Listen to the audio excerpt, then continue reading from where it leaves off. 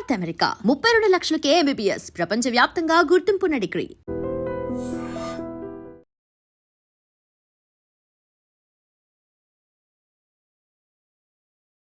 August 15న మన స్వాతంత్ర దినోత్సవం జరుపుకోబోతున్నాము. 79వ స్వాతంత్ర దినోత్సవంలోకి మనం అడుగు పెట్టబోతున్నాము. ఎంతో మంది ప్రాణత్యాగాలు చేసి ఎంతో మంది బలి ఇస్తేనే కానీ మనకి స్వాతంత్రం రాలేదు. ఎంతో పోరాట స్ఫూర్తి, ఆ ప్రాణాలకు సైతం లెక్క చేయకుండా బ్రిటిష్ వాళ్ళతో ఎదిరించి పోరాడారు. 200 ఏళ్ళు మనల్ని పరిపాలించిన తర్వాత మనకి స్వాతంత్రం రావడం జరిగింది అర్ధరాత్రి 12ంటికి. సో అసలు దాని గురించి పబ్లిక్ని అడిగి తెలుసుకుందాము. వాళ్ళకి ఇష్టమైన స్వాతంత్ర సమరయోధులు ఎవరో కూడా అడిగి తెలుసుకుందాం.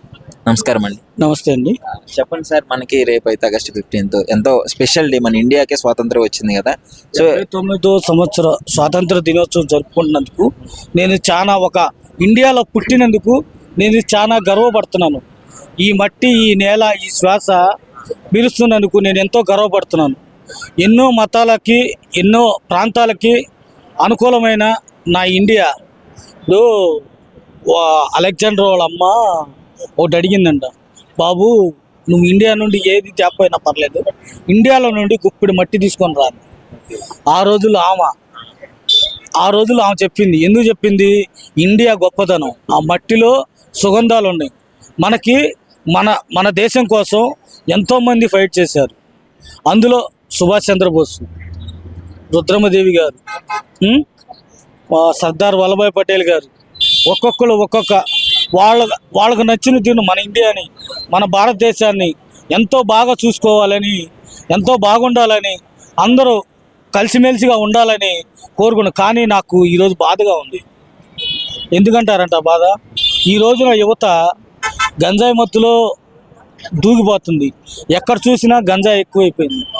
ఈ గంజాయి మత్తులో ఉండి ఎవరెవరు ఏం చేస్తున్నారో అర్థం కావట్లేదు ఈరోజు. నమస్కారం అండి. నమస్తే బ్రో. మనకి స్వాతంత్రం వచ్చింది. సో అసలు అది గుర్తు స్మరించుకుంటేనే ఒళ్ళు జలధరిస్తుంది కదా. సో మీకు ఎలా అనిపిస్తుంది రేపే మన స్వాతంత్రం వచ్చినప్పుడు అప్పుడు చాలా బాగుంది. ఎందుకంటే ఎంతో మంది ప్రాణాలు అర్పించి అలా దేశాన్ని సాధించుకున్నాం కాబట్టి కంపల్సరీ 1947లో.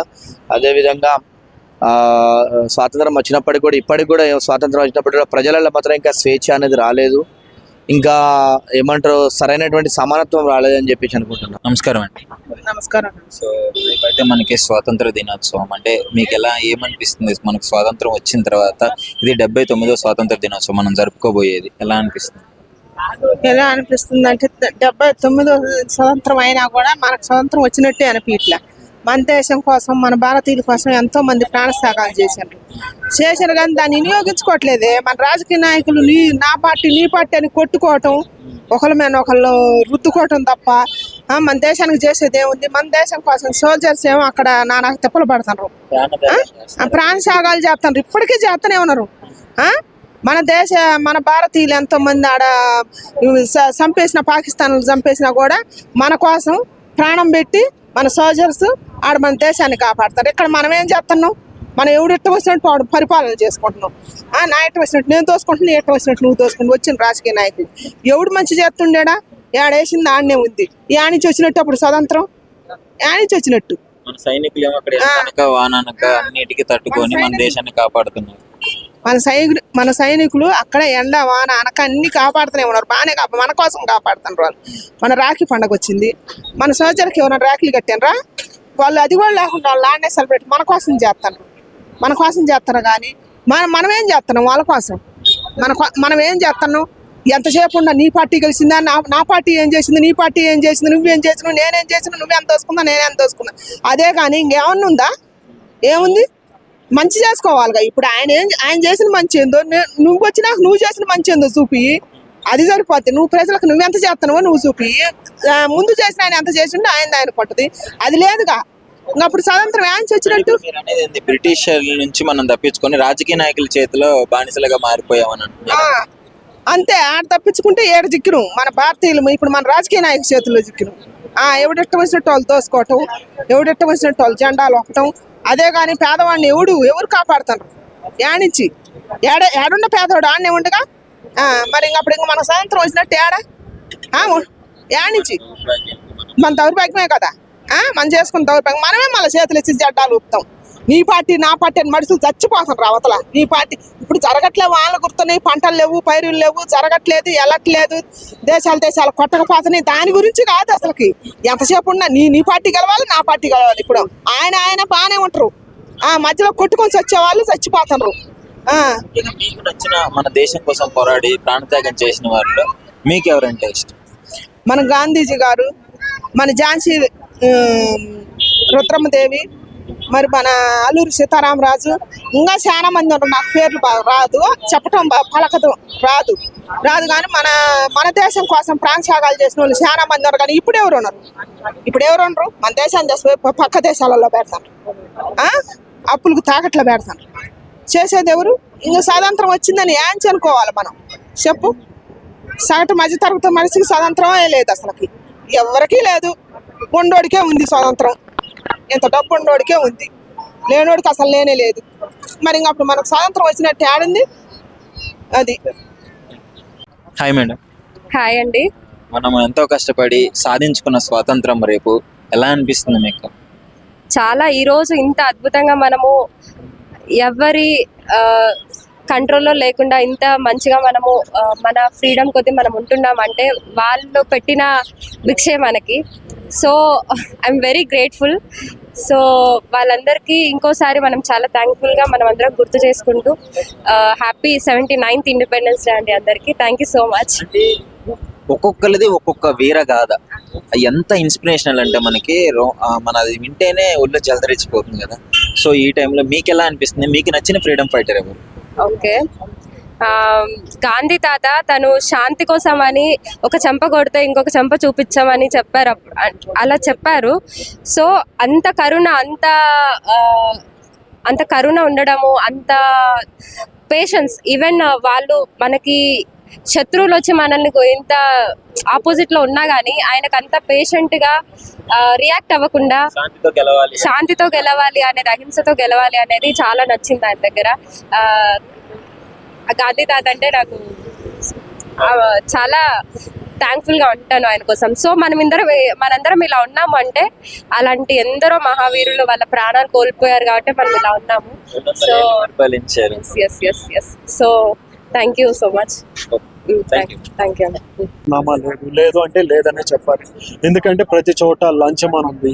ఇక్కడ ఉండే యూత్ కూడా డ్రగ్స్కి అలవాటు అయిపోయారు, తాగేసి బైక్ డ్రైవ్ చేస్తున్నారు. ఇలాంటి వాళ్ళు కూడా సోషల్ రెస్పాన్సిబిలిటీ ఫీల్ అయినప్పుడే మనకు నిజమైన స్వాతంత్రం వచ్చినట్టు లెక్క మన దృష్టిలో.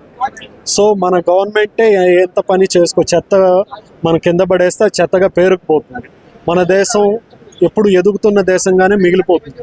ఎదిగే దేశం లాగా ఉండాలి అంటే మనం కూడా రెస్పాన్సిబిలిటీ తీసుకుని ఎక్కడ పడితే అక్కడ చెత్త వేయకూడదు, ర్యాష్ బైక్ డ్రైవింగ్లు, కార్ డ్రైవింగ్లు చేయకూడదు, డ్రగ్స్ ఇలాంటివి ఎంటర్టైన్ చేయకూడదు. సో ఒక దేశాన్ని ప్రేమించే వ్యక్తిగా నేను చెప్తున్నాను. మీకు నచ్చిన ఫ్రీడమ్ ఫైటర్ ఎవరు? ఆబ్వియస్లీ సుభాష్ చంద్రబోస్ గారు. ఎందుకంటే ఆయన మొదలుపెట్టి హింసాయుధంలో వెళ్ళినా కానీ బ్రిటిష్ వాళ్ళు చరిత్ర మనకు కప్పిపుచ్చినా కానీ ఇప్పుడు బయటపడతాం. సుభాష్ చంద్రబాబు మేజర్గా 30-40% ఆయన వల్లే స్వాతంత్రం వచ్చిందని నేను నమ్ముతాను. మిగతా స్వాతంత్ర యోధులు అంటే కూడా చాలా ఇష్టం. గాంధీ గారు కానీ, నెహ్రూ గారు కానీ, ఎవ్రీవన్, ఉయ్యాలవాడ నరసింహారెడ్డి గారు కానీ అందరూ అంటే ఇష్టం.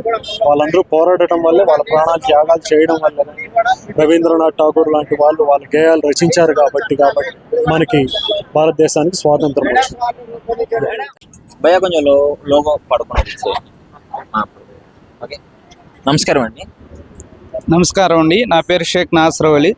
ఎందరో రామరాజు, ఎందరో భగత్ సింగులు, ఎందరో చంద్రశేఖర్ ఆజాద్, ఎందరెందరో విప్లవ వీరులు దారి పొడవున పచ్చి నెత్తురు తర్పణ చేయొచ్చు సాగిపోయిన తర్వాత వందల ఏండ్లు పరతంత్ర అంధకారమున పరితపించిన భారతీయులకు స్వాతంత్రం భానుదయమైంది. అదే స్వాతంత్ర దినం. ఆ దినము రాకడకై, అంతకు ముందున్న అంధకార పోకడకై ఎన్ని ప్రయత్నములు, ఎన్ని విప్లవములు, ఎన్ని ఉద్యములు, అన్నిట ఫలిత మీ స్వతంత్ర సుందరి. ఇది మన కళలు విరయించిన పూల పందిరి. ఇది పుణ్యముల పంట ఎదురాయ మన ఇంట. భారతీయుల కంట ఎలుగు పంట, భారత మాత నుదుడిపై మెరిసిన తిలక రేఖ. అదే స్వతంత్ర దినం. అదే 1947 ఆగస్టు 15. ఆ స్వతంత్ర దినం రాకడికై ఎంతమంది ప్రాణ త్యాగాలు చేస్తే ఆ స్వతంత్ర దినాన్ని ఈరోజు మనం అనుభవిస్తున్నాం. ఎందరో నాయకులు మరెందరో గొప్ప గొప్ప నాయకులందరి ఫలితంగా ఈరోజు మనకు స్వతంత్రము పుణ్యఫలించింది. Thank you. జై భారత్, జై హింద్. మీకు ఇష్టమైన స్వతంత్ర సమరయోధులు ఎవరు, ఎందుకు? నాకు ఇష్టమైనటువంటి స్వతంత్ర సమరయోధుడు సుభాష్ చంద్రబోస్ గారు. సుభాష్ చంద్రబోస్ గారు. Hi sir. హాయ్. రేపు ఇండిపెండెన్స్ డే సందర్భంగా ఏమైనా చెప్పదలుచుకున్నాను? అందరికీ జాతీయ స్వాతంత్ర శుభాకాంక్షలు. ముఖ్యంగా ఎంతో మంది ప్రాణత్యాగాలు చేస్తే వచ్చింది కదా, సో ఇట్లాంటివి తలుచుకున్నప్పుడు, ఇలాంటి రోజు వచ్చినప్పుడు మీకు ఎలా అనిపిస్తుంది? మీకు ఇష్టమైన స్వాతంత్ర సమరయోధులు ఎవరు? నాకు చాలా గర్వంగా అనిపిస్తుంది. ఎందుకంటే మనం స్వాతంత్ర్యాన్ని సంపాదించుకొని మనం పరిపాలించుకునే స్థాయికి మనం వచ్చామంటే అది గర్వంగానే ఉంటుంది. ఏంటంటే పరాయి పాలనలో ఎన్నో సంవత్సరాలు, 200 సంవత్సరాలు పైగా మనం పరాయి పాలనలో మగ్గి ఏ విధంగా అయితే మనం చెప్పుకోవడానికి, మన బాధలు చెప్పుకోవడానికి కూడా అవకాశం లేని పరిస్థితుల్లో ఉన్నాం. అప్పుడు అంత దారుణంగా మనల్ని హింసించడం తెల్లవాళ్ళు చాలా దారుణమైన విషయం. అయితే దాన్ని సంపాదించడం కోసం ఎంతోమంది స్వాతంత్ర సమరయోధులు వాళ్ళ ప్రాణాలకు తెగించి మరి పోరాటం వల్లనే వచ్చింది. వాళ్ళ నాకు ఇష్టమైనది అయితే మాత్రం అల్లూరి సీతారామరాజు మరియు భగత్ సింగ్. వాళ్ళ పోరాట పటిమ చాలా బాగుంటుంది. ప్రాణత్యాగానికి కూడా వాళ్ళు సిద్ధపడ్డారు. అదేవిధంగా ఒక్కొక్కరిది ఒక్కొక్క స్టైల్ ఉంటుంది. పనిచేసే విధానంలోనే స్టైల్ వేరు ఉంటుంది. ఒక్కొక్క స్టైల్ ఒక్కొక్క విధంగా. అట్లానే స్వాతంత్ర సమరయోధులు కూడా వాళ్ళ స్టైల్లో ఒక్కొక్క స్టైల్లో ఉద్యమాన్ని నడిపారు. అది మెయిన్. అందరూ ఒకే పంతాలో ఉద్యమం నడపాలని ఏం లేదు. ఉద్యమం అనేది ఏ రకమైనా చేయొచ్చు, అనేక విధాలుగా చేయొచ్చు ఉద్యమాన్ని. ఒకరు చెప్పి చేయొచ్చు, ఒకరు చెప్పకుండా తమ నిరసనని వ్యక్తం చేయొచ్చు. అలా వ్యక్తం చేయటంలో ఒక్కొక్కరిదే ఒక్కొక్క స్టైలు. మనం ఎవరిని కూడా తక్కువ అంచనా వేయలేం స్వాతంత్ర సమరయోధులను. వాళ్ళ స్టైల్ వాళ్ళదే. అందరికి ఒకే పంతా ఉండాలనే నియమం ఏమో ఉండదు. గాంధీ గారు శాంతియుతంగా చేశారు, నెహ్రూ గారు శాంతియుతంగా చేశారు. మళ్ళీ అల్లూరి సీతారామరాజు ఒక పోరాట యోధునిగా మారారు, భగత్ సింగ్ ఒక పోరాట యోధుడిగా మారారు. వీళ్ళందరూ కూడా వాళ్ళ స్టైల్లో స్వాతంత్ర్యం కోసం తెగించి పోరాడి స్వాతంత్రాన్ని సంపాదించి, ఈ దేశానికి స్వాతంత్రం సంపాదించి వాళ్ళు కనుమరుగైపోయారు. వాళ్ళ బాటలో మనం నడిచి ఇంకా మన దేశం అభివృద్ధి చెందాలని, ఇంకా పేదవాడు ఇంకా స్వాతంత్ర్యం సంపాదించుకొని ఇంకా స్వేచ్ఛగా విహరించాలని కోరుకుంటూ సెలవు తీసుకుంటాం. Thank you. Right, thank you. నిజంగా ప్రస్తుతం ఉన్నటువంటి సమాజం దేనికి ప్రయారిటీ ఇస్తుంది? ఆర్థిక సంబంధాల చుట్టూ మాత్రమే తిరుగుతుంది. మళ్ళీ ఎన్నికలంగానే చాలా విరక్తి కలుగుతాం. మంచి అనిపిస్తుంది కదా, లేడీస్ కూడా ఛాలెంజింగ్ జాబ్స్ చేసినప్పుడు చాలా బాగుంటది. ఫుడ్ డెలివరీ ఇవ్వటానికి వెళ్ళినటువంటి డెలివరీ బాయ్ అనిల్ పై కళ్ళ ముందు